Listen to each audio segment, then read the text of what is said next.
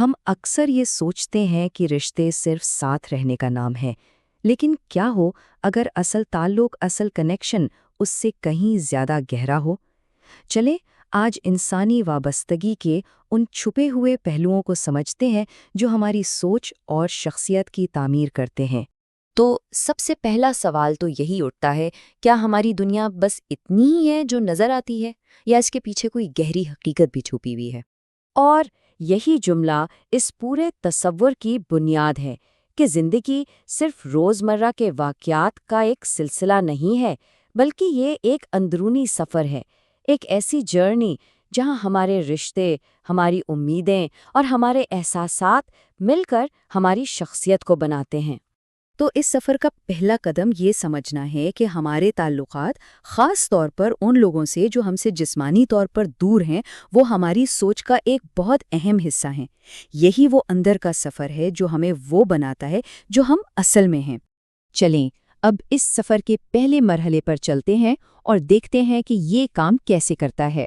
یہ مرحلہ ہے ذہنی وابستگی کا، یعنی مینٹل کنیکشن۔ یہ وہ جگہ ہے جہاں ہمارا ذہن جسمانی فاصلوں کی قید سے آزاد ہو جاتا ہے۔ تو یہ ذہنی وابستگی آخر ہے کیا چیز؟ دیکھیں، یہ وہ طاقتور کیفیت ہے جو یادوں، امیدوں اور خیالات پر قائم ہوتی ہے۔ اسی کی وجہ سے ہم ان چیزوں سے جڑے رہتے ہیں جو شاید ہمارے سامنے موجود نہ بھی ہوں، لیکن ہمارے دل و دماغ میں وہ ہمیشہ زندہ رہتی ہیں۔ اور یہ انسانی نفسیات کا ایک بہت ہی دلچسپ پہلو ہے۔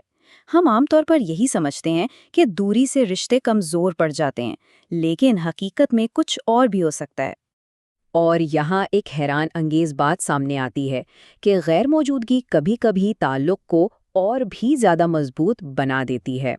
جب کوئی شخص یا خیال ہمارے سامنے نہیں ہوتا تو ہمارا ذہن اس خالی جگہ کو یادوں اور احساسات سے بھر دیتا ہے، جس سے وہ تعلق اور بھی گہرا ہو جاتا ہے۔ اور یہ تعلق صرف لوگوں تک محدود نہیں ہے، یہ ذہنی وابستگی کسی دور بیٹھے عزیز سے بھی ہو سکتی ہے، کسی ایسے استاد سے جس سے شاید ہم کبھی ملے بھی نہ ہوں، یا پھر کسی ایسے نظریے یا مقصد سے جو ہماری زندگی کا مرکز بن چکا ہو۔ یہ سب ہماری سوچ اور شخصیت کا حصہ بن جاتے ہیں۔ یہ پہلا قدم بہت اہم ہے، لیکن ٹھہریے، سفر یہاں ختم نہیں ہوتا۔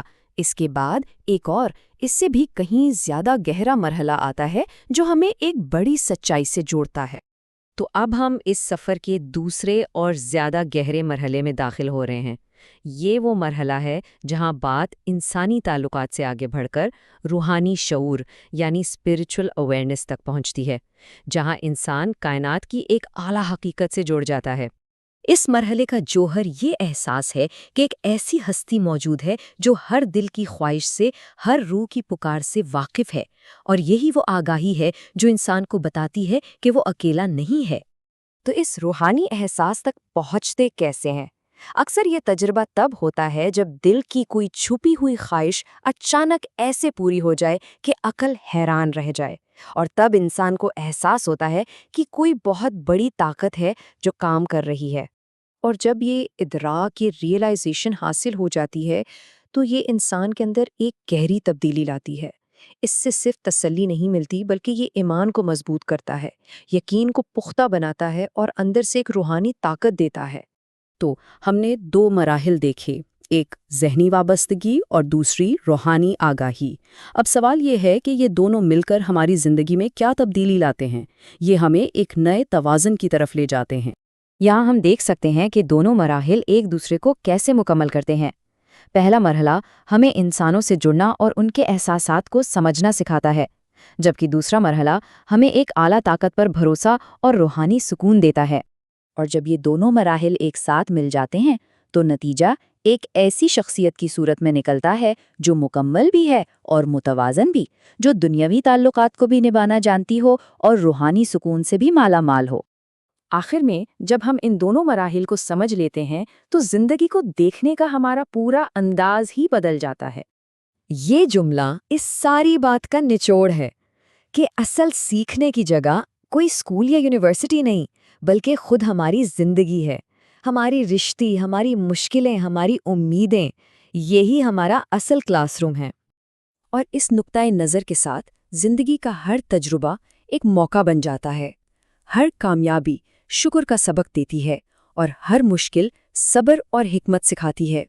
زندگی ایک مسلسل سیکھنے کا عمل بن جاتی ہے۔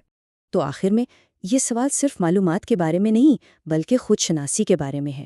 ایک لمحے کے لیے سوچا جائے کہ کسی کے تعلقات، کسی کی امیدیں اور کسی کے تجربات، یہ سب مل کر اسے کیا سکھا رہے ہیں، اس کا اندرونی سفر اسے کہاں لے جا رہا ہے۔